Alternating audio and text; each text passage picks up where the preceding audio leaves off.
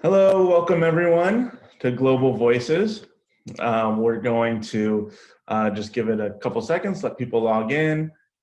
We have folks from around the world, and this is a bittersweet Tuesday morning, afternoon for us here. We've had the most amazing time getting to know residents and hearing about what's happening, not just in Moishe House, but also in their Jewish communities and response to coronavirus around the world. We'll go ahead and get started. So this is our grand finale of Global Voices Season 1. We hope to be back with more. And Moishe House has this unique perspective because there are so many Moishe Houses, 120 plus Moishe Houses around the world in 6 continents, who are all going through different experiences as residents, as young leaders. We're hearing about what's going on with coronavirus from their local governments, opening, not opening. So getting to hear from over 30 residents over the last 10 weeks from 11 countries has been really an amazingly unique opportunity to see how people are continuing to create and build inspiring Jewish homes around the world. I also want to just thank one person in particular who really helped open up our eyes to the unique opportunity we have as a global organization to look inside these lives and local communities. And that's Ron Rubin, who's played a great partner role in thinking all of this through. We still have houses that are figuring out what reopening looks like. We'll talk about that a little bit later. And some now that are doing in-person programming, Beijing, Shanghai, and even Jerusalem. Getting to hear from them and meet them has been just fantastic. And today will be, I think, a real highlight, getting to hear from not just houses that are figuring it out, but also houses that are opening during this pandemic, and also some of the residents who, outside of their Moishe House lives, are doing absolutely incredible work to save lives and be part of the community. So without further ado, it is my total pleasure to introduce Spencer Kallick from the Moishe House Board of Directors. He's coming to us live from Los Angeles. He's been involved in Moishe House for even before he was involved in Moishe House. His wife was a past Moishe House resident in Los Angeles, also my TA when I taught Hebrew school in college when I was in Santa Barbara. His parents and brother just recently went on the road with Moishe House to Mexico City to spend time with the Jewish community in the Moishe House there this past December. He's a vice chair on our board and plays a really significant role in who we are and where we're going. So I want to turn it over to Spencer. Thanks, Dave. Good morning, everyone. Yeah, I mean, look, Moishe House is so much a part of everything I do. I'm just excited to be here, to be a part of this morning. The reason I'm involved in Moishe House is because, frankly, no one else gets it. No one else knows how to take care of and how to enrich the lives of young Jews in their 20s who are kind of the most formative age of their, coming of age. And for me, Moishe House is all about family and all about community. I mean, it's, as Dave mentioned, my family, very involved, my wife, and what Dave's not telling you or trying to take credit for yet is the fact that he actually introduced me to my wife. And we now have we have a 14-month-old daughter, Sloan, who's downstairs as well. And it's just, for me, Moishe House is everywhere that I look, everything that I do. And I'm very excited to be a part of this. So look, this morning, I want to introduce you to our panelists. I feel very lucky to be a part of this here and to go out on a high note. We have 3 amazing panelists, including Dave. So first is Liat from Moishe House, Philadelphia. So Liat was born in New York, grew up in New York area and in Israel, graduated from Penn last year, and currently works as a nurse at Albert Einstein Medical Center in Philadelphia. Her placement right now was at a liver transplant nurse, but for the past several weeks, she's actually served as a nurse in the hospital's COVID unit, which is just unbelievable. And she's moving soon to Boston, where she'll be working at Mass General Hospital and living at a new Moishe House, Moishe House Boston South End. So very excited to welcome Liat this morning. We also have Casey from Moishe House, Fort Lauderdale. Casey was born and raised in Fort Lauderdale area. She attended Florida State University, for undergrad at Pace University School of Law in New York City. She currently practices law for a local modeling agency in her community. And she and her two roommates just relaunched Moishe House Fort Lauderdale 2 weeks ago. So very excited about that. And finally, we've got Isaac from Moishe House Melbourne, who gets the award for staying up the latest or the earliest, I don't know which one it is. He's originally from Melbourne, works as a software engineer. And Australia actually, interestingly enough, is home to one of the largest Jewish communities, estimated at approximately 150,000 Jews, primarily in Melbourne and in Sydney. Moishe House Melbourne is one of two Moishe houses in Australia, with a Moishe pod in Sydney as well. And Moishe House launched in Australia in 2013. So we're also going to hear from David Siegelman again about, before we get to some questions, talk about kind of what the next several months are going to look like for Moishe House. But again, I want to welcome everyone. I want to welcome everyone who's online, who's on the webinar, who's listening live. Very excited to have you with us this morning. So let's jump in. Let's chat with Liat from Moishe House, Philadelphia. So Liat, in addition to being a Moishe House resident, which I know is your first and most important job and passion that you have in life, you've also spent the past 2 months working in a COVID step-down unit at Albert Einstein Medical Center. And we have had, first of all, tremendous gratitude for you and your colleagues, and want to thank you because it's just absolutely phenomenal that that's what you're doing. And just kind of wanted to get a sense from you this morning, if you could tell us what you've seen as a nurse working with COVID patients. Yeah. Hi, Spencer. Thank you. So just for some context, so that everyone understands where I'm coming from, I'm a new to practice nurse. I just graduated from Penn a year ago. I actually started as a Moishe House resident a year ago this week. And my specialty, as you mentioned, in the hospital is generally liver transplant. So liver transplant patients receive immunosuppressant medications to ensure that their bodies don't reject the new organ post-transplant, which means that in early March, my unit saw some of the first cases of COVID-19 in my hospital and in the Philadelphia region.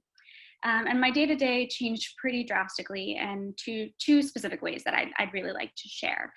The first is the acuity of the patients, by which I mean how sick they are. Transplant patients can get very sick, but generally it's a slower progression over days or weeks. Some of my COVID-19 patients unfortunately passed away in just a matter of hours. And the second way that I'd really like to share is that I'm not the only member of the care team, especially in the transplant world. I rely on a family-centered care model. But because of national PPE shortages, we needed to save masks and other PPE for providers, which means that we could no longer allow visitors in the hospital. I did a lot of holding hands and a lot of holding phones to patients' ears. And I work the night shift. I work 7 p.m. to 7 a.m. And before this, I never ever would have woken up someone in the middle of the night, but I woke up family members over the phone in the middle of the night these past few weeks. Aside from family, someone who's always really important to patients' care in the hospital is chaplaincy, religious and spiritual support. Especially for me as a religious person, that's always been an important part of how I treat my patients. And unfortunately, chaplains were no longer allowed at the bedside either because we didn't have enough PPE for them. And so that meant that my patients who were passing away could no longer be visited by chaplains for last rites or other spiritual and religious equivalents. I had one known patient who was Jewish. My hospital is actually a Jewish hospital. We have a beautiful synagogue built in 1901 on the premises that I never really entered before all this, but I've been spending a lot of time in it lately.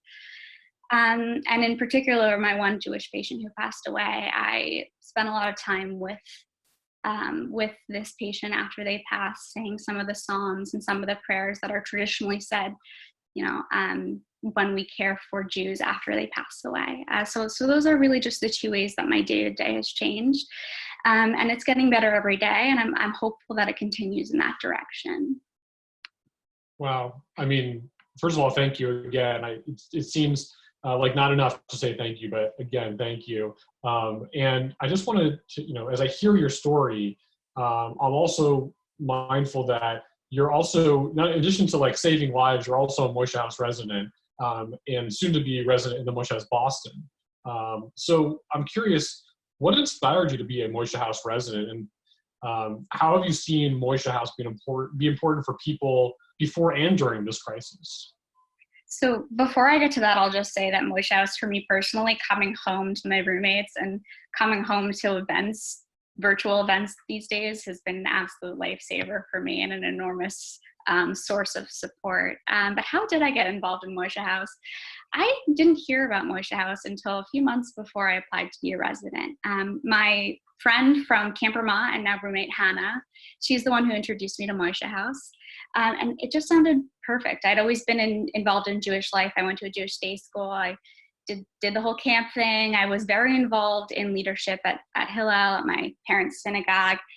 And Moishe House seemed like all of the things that I loved doing: creating community, inspiring Jewish homes, as we like to say, and doing it in some cases for people who were less involved. And with Moishe House, all I had to do was be innovative in creating that community for my peers, and Moishe House was going to provide me with the resources that are difficult to come by otherwise in order to make it all possible. For our community members, especially now, sometimes as we've been planning events lately, my roommates and I think, do we really need another Zoom program? Is that really going to help our community? But then we launch a Zoom program and we find, wow, our community really does want this. They really do just want an outlet with which to be able to connect. Even now online, we'll log in, there'll be 20 people at our Zoom event. Philly is a city with many transplants, I'll use that pun. And without shared reasons to get together, it's hard to meet new people, especially now. And I know that during the summer, we're going to have even more young professionals and grad students move to Philly in the middle of all this craving community, wanting to meet new people. More than that, or beyond that, my roommates and I especially love celebrating the Jewish holidays together, and Jewish learning, the educational component, and the ritual, and the traditional aspects.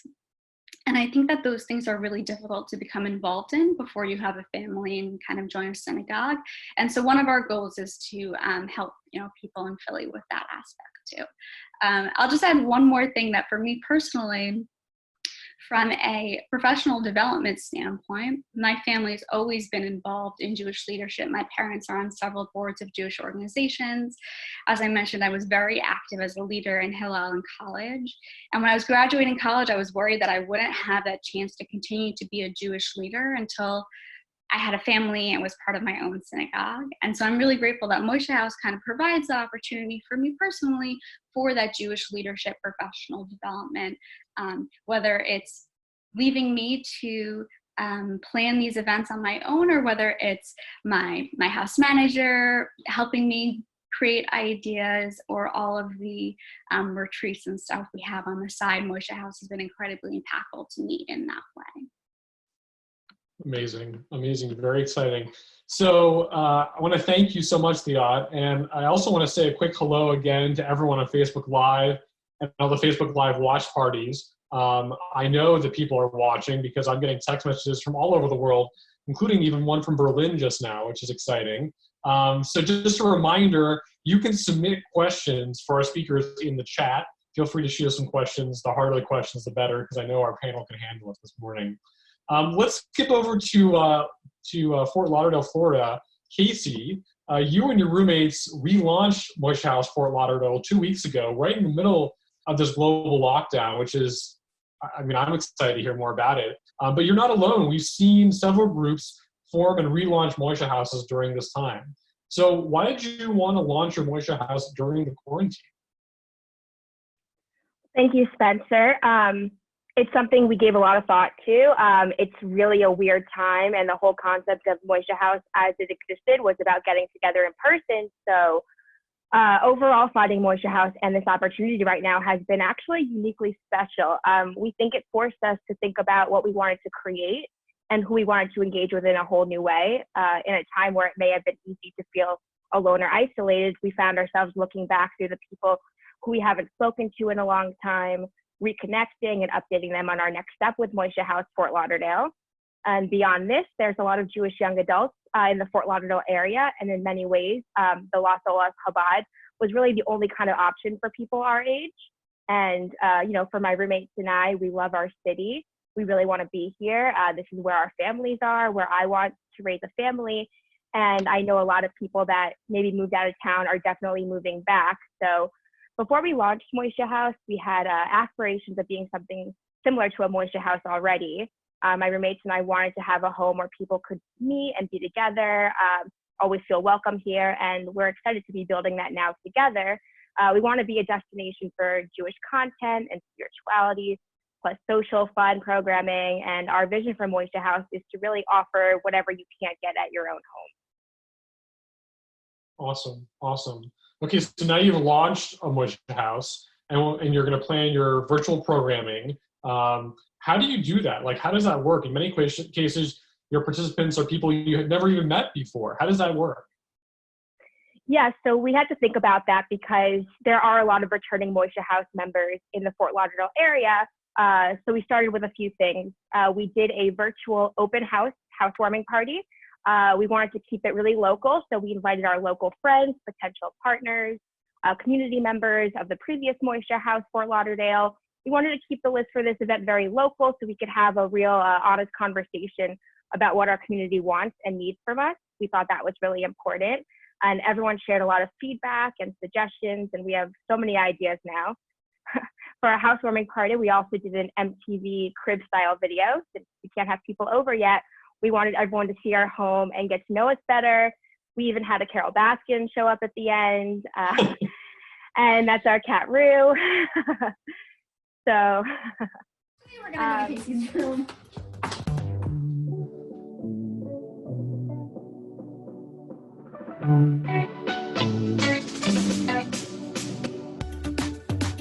Just had to do a quick outfit change. Let's go check out my cat's house. Carol Baskin. He loves Killed his her house. husband, whacked her. Can't convince me that it didn't happen. Fed them to tigers, they snacking. What's happening? Carol Baskin.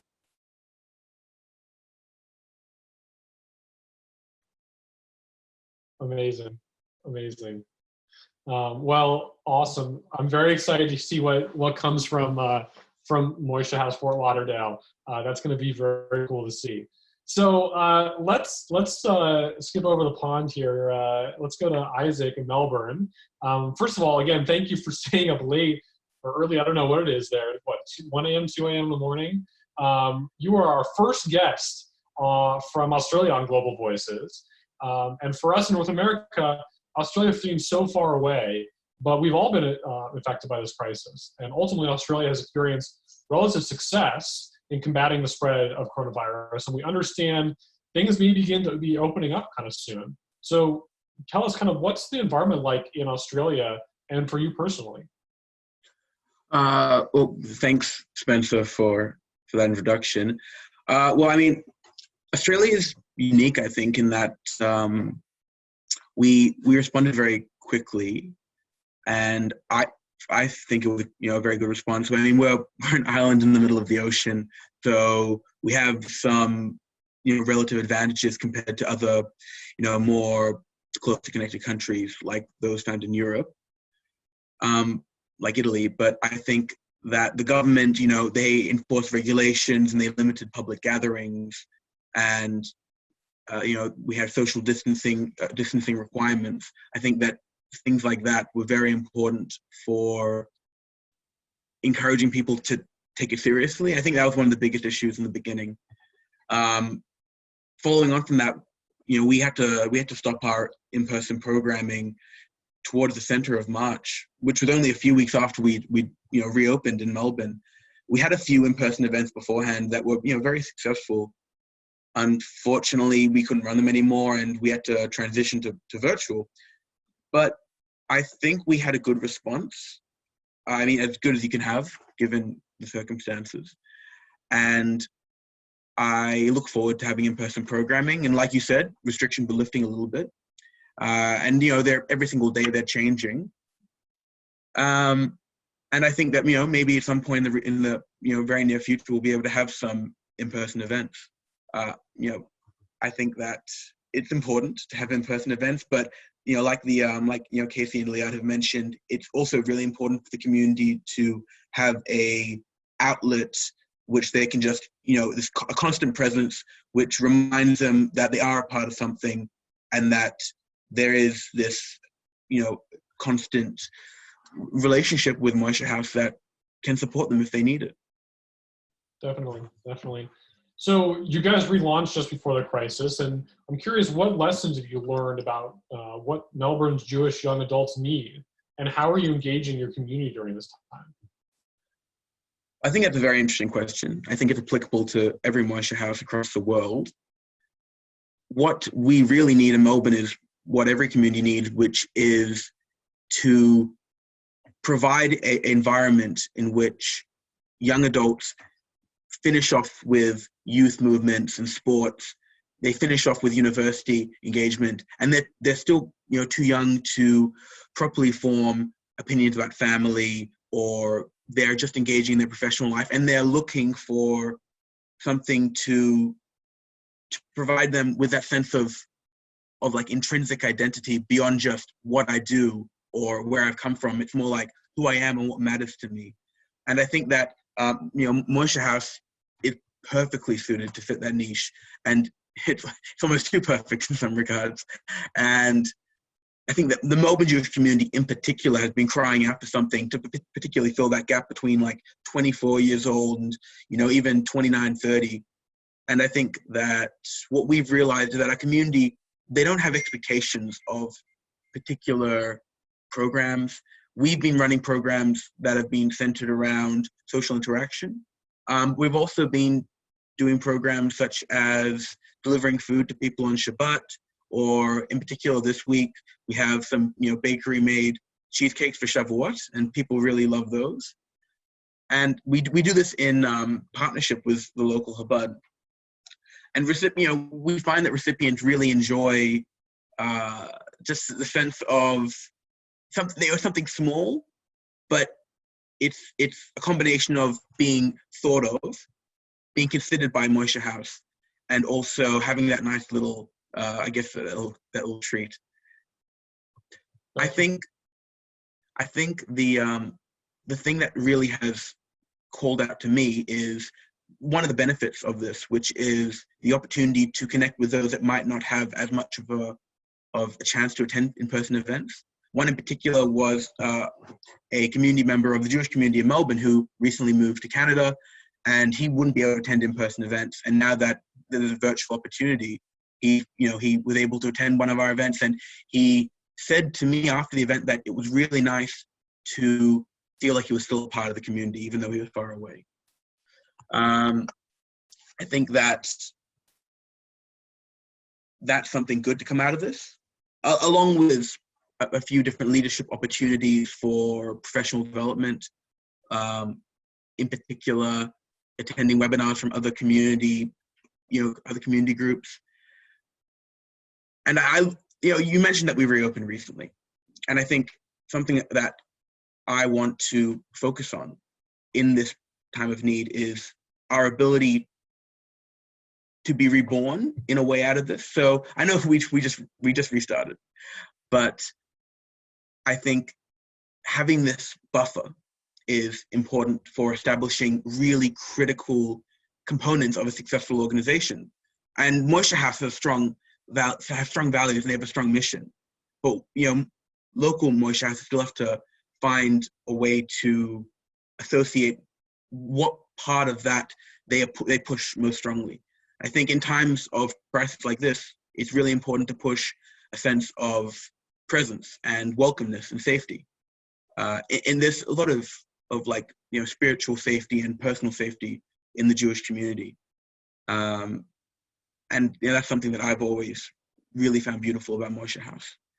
And we look forward to hosting events at Moishe House very soon as well. And I think there's a lot of analogies I can make. I think right now we can compare Moishe House Melbourne to like a budding seedling. So the first leaves come out, and they're not necessarily indicative of what the plant's going to look like later on in its life, but they're essential to the growth of the plant, and they provide it with energy and nutrients. And then, it's not necessarily the future, but it's essential. I love it. I love it. I like that analogy. Very, very nice. So I'm curious, just as we're chatting here, what strikes me is that you're all in different places across the world, and normally, like, it wouldn't be possible for Liat to go to the Moishe House Shabbat dinner in Melbourne, right? And it wouldn't be possible for Casey to go to the Melbourne Shavuot party, whatever. So I'm curious, are you all going to events globally? Like, have you, I see Liat's like shaking your head. Yeah. Yes. Liat, have you gone to Casey's Fort Lauderdale? I haven't had a chance to check out Casey and Isaac's Moishe houses. I did a dress up event with Moishe House Vancouver, and later in June, Moishe House Philly and Moishe House London Kilburn, where one of my cousins is a resident, we're going to be partnering on an event. I love that. Casey, what about you? Have you been checking out things across the world? Not yet. I saw that they're going on. I think my roommates and I were a little concerned with making sure ours were running smoothly first. But I've seen that there's so many awesome events going on. And it's true. We can now go to places all across the country that we normally wouldn't have a chance to. All right. So Isaac, what's the event that's coming up in the next couple of weeks that Casey and Liat should check out? Ooh, like in regards to Melbourne Moishe House? Yeah, absolutely. Okay, well, we're hosting a arts and crafts session early. I know, human me. We're hosting an arts and crafts session in early June, where yours truly will be teaching you how to take a simple square piece of paper and fold it into a beautiful, multi-dimensional Star of David. This is why we all need more engineers in our life. I love it. I mean, it goes beyond that. I mean, I think that these sorts of events are really good templates for social interaction and just, enjoying each other's company on top of it. Okay, so does that mean that the next event, Liat's going to be teaching everyone how to stay, how to wash your hands and how to stay clean, stay healthy in this COVID time? I'm curious. Like, is that it? Go ahead. Maybe in the Boston house. Maybe the Boston. Okay, fair enough. I love it. All right. Well, I want to turn my questions now to the one and only David Siegelman. So, David, there was a lot of talk of reopening just as we've been chatting about it here, and it comes up all the time with all organizations. How is Moishe House approaching this topic, and what are you anticipating kind of going forward?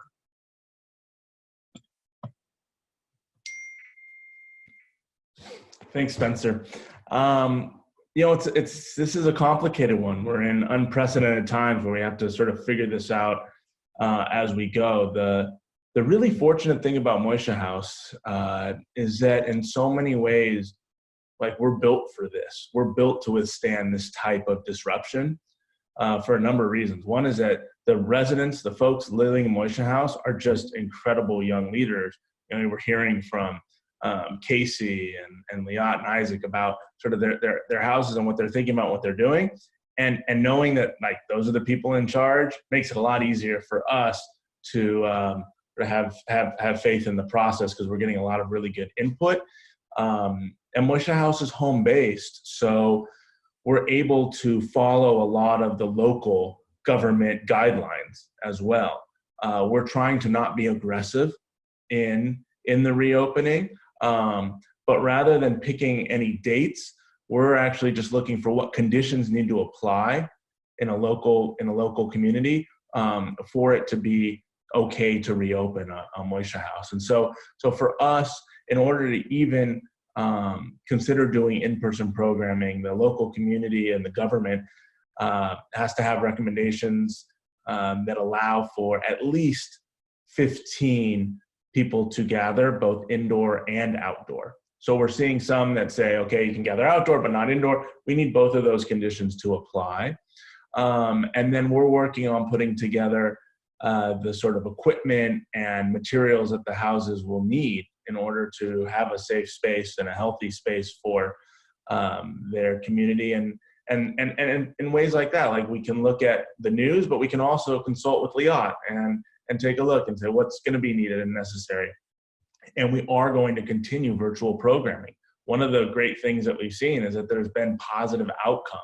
It's not that we want to have virtual forever, but even when we go into our opening phase, we're still going to give the houses the opportunity to do virtual programming. So it will unfold at each local level in consultation with the houses. And as far as the offices going, our offices are not open. At Moishe House, we're not sort of bringing people in yet to those spaces, but we will, and we will work to figure out again what conditions need to apply rather than picking an actual date. But this isolation has really led to a demand growth for Moishe House as well. So we're seeing actually more applications. We had some real concern at the beginning that houses wouldn't fill or we wouldn't be able to do certain things. And actually there's been a spike in it from a real thirst and people wanting to get together, wanting to create and be a part of inspiring Jewish homes and communities. And so, I think we're just in a great position because we never had to stop programming. We shifted, but we're working with a young adult population who's really comfortable being online, who have an ease to transition in that way. And I think we'll also have that ease in transitioning back. So we're excited to open. We're thrilled that there are a few houses globally who have been able to reintroduce in-person programming. It looks different. And that's growing by the week now, and we hope it stays that way. But we'll certainly be prepared if there's second waves and all those things.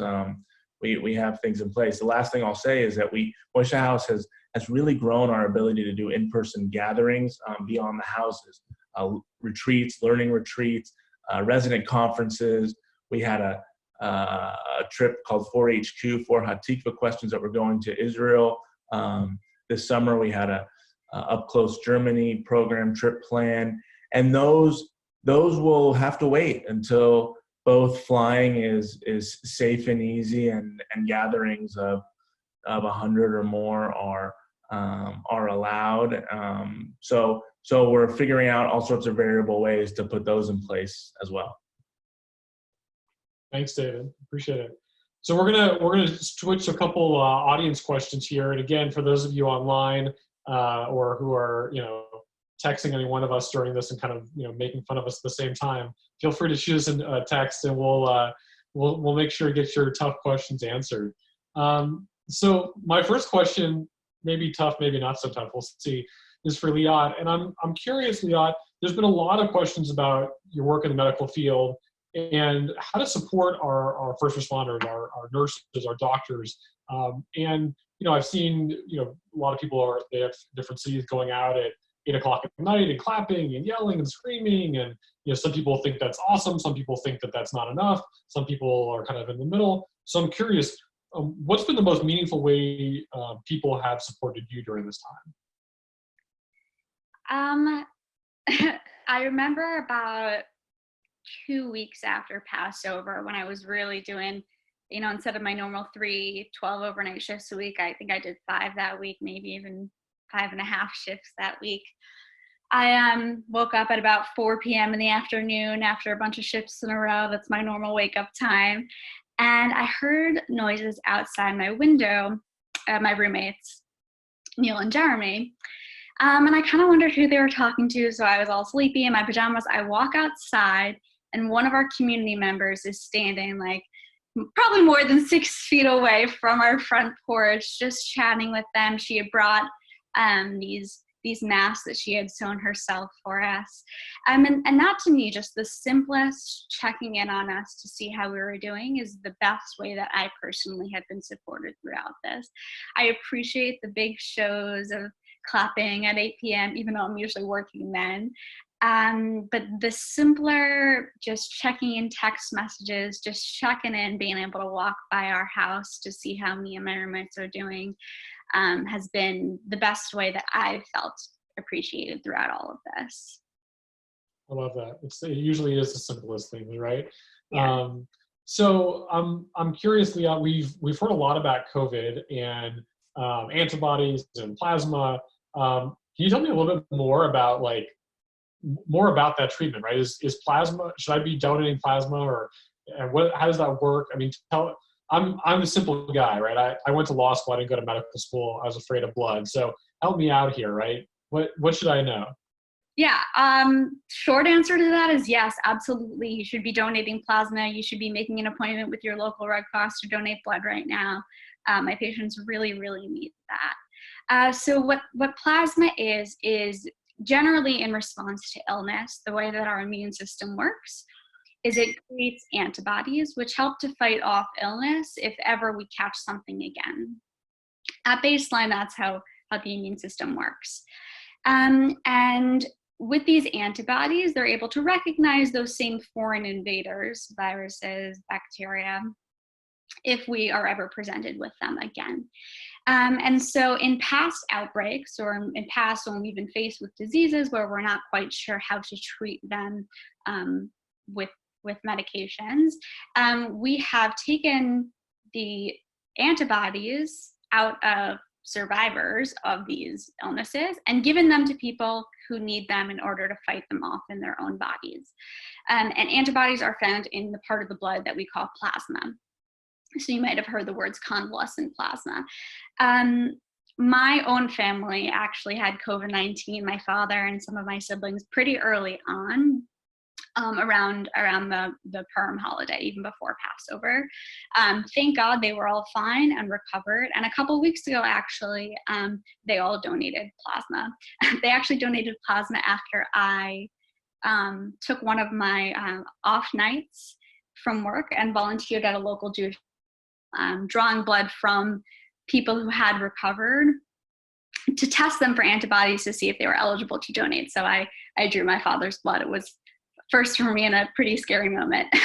But yeah, in short, yes, I have given convalescent plasma to some of my patients. It's part of a nationwide clinical trial through the Mayo Clinic. There's a lot that we do when we give plasma that's different than when we give regular blood, or especially different than when we give our regular antibiotics and other drugs like that, to make sure that it's safe, effective, and that we're collecting data so that we can continue treating this and fighting this with an evidence-based approach. That's phenomenal. Wow. I don't know how you're pretty much the best person I know, Leah. This is unbelievable in my mind. Thank you again for all that you do. Thank you. So here's a good one. Oh, this is a really good question here. Just so you know, I'm getting texted some questions here. This is great. This comes from this is for David Siegelman. This comes from the one and only Mike Nissenson from Santa Barbara, California. This pandemic has not been too terrible for young adult illness-wise. However, have Moishe House members had family members hit with the virus? So those of you who don't know Mike is our founding board chair and all around great person. So there actually have been quite a few of the Moishe House residents and participants who have really gotten hit pretty good with COVID-19. We haven't seen long-term hospitalizations or death or things, thank God. But it's wiped them out. As far as family members and things like that go, yes, we've seen people who have lost family members. We haven't had any residents who have lost their immediate family, but we have seen the next layer on, and we're also seeing people who have recovered. I mean, we have a board member who had their parents, 82 and 87, both get COVID-19, and the 87-year-old went into the hospital in Queens and came out and is back home and recovered. And so it's been tough to sort of watch and see how it's affected people so personally. Definitely. We look, my parents had it at the beginning. I know Liat mentioned that her parents got it at the beginning. Like, thankfully everyone's okay, but it's definitely affecting everyone in a very personal way. All right, so here's one from Rio de Janeiro, from Hannah, even in times as difficult as a pandemic, online events have brought new opportunities and interactions between people from different cities, including where many of them don't have an active Jewish community. Is there any possibility, in view of these achievements, to maintain events online, even if only sometimes? How could Moishe House continue to contribute to these communities when the situation is normalized and face-to-face programming returns? So I think that's a really great question, Hannah. We kind of chatted about that. We're not rushing back to do in-person events. That there will still be the ability to do events online. I don't know, Dave. Do you have other thoughts of how we do that? We're gonna still allow for the houses to be doing online programming. I mean, there's a lot of upside to it. I mean, people are able to go to them without having to commute or drive. You can go to programs that are in different cities. It's not. I don't think it's going to be the norm, though. I don't think that's going to be the sort of goal or preferred way, but I do think it'll be a wonderful sort of addition to be able to allow people to get together in a way that sort of wasn't so much planned or thought of before this. Definitely. So I'm curious, we talked about online events. I'm curious about in-person events. So Casey, when you can have that first in-person event at your Moishe House, what's it going to be? Oh, that's tough because we've been focused so immediately right now on all these virtual events because especially here in Florida, we don't really know when things are reopening. But I think immediately have everyone over to the apartment so they can see the actual new Fort Lauderdale Moishe House. We have a great rec room in our apartment building, thankfully, that can host up to like 100 people.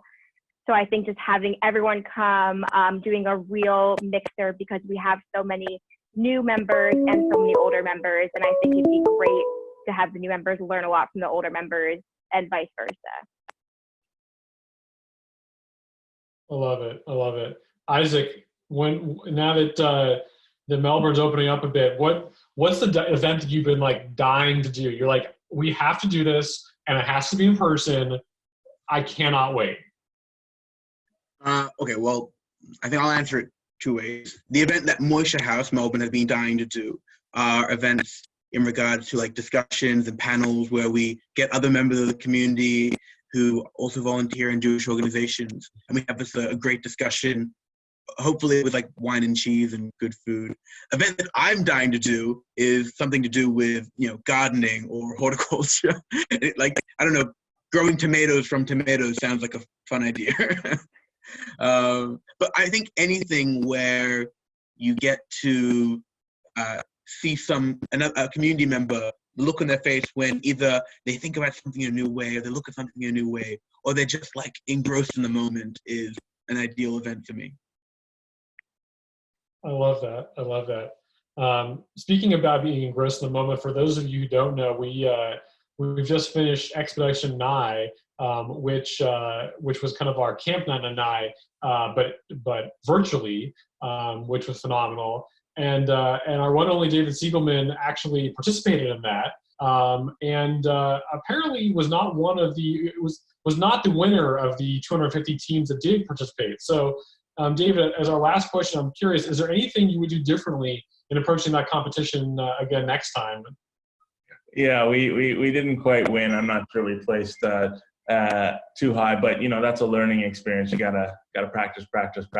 But it was amazing. The finale was on Sunday this past week, and it was amazing to see over 800 people participating in Expedition Nye and 300 teams. So again, that's a great example of something we couldn't have done prior to this, or we wouldn't have thought of doing prior to this.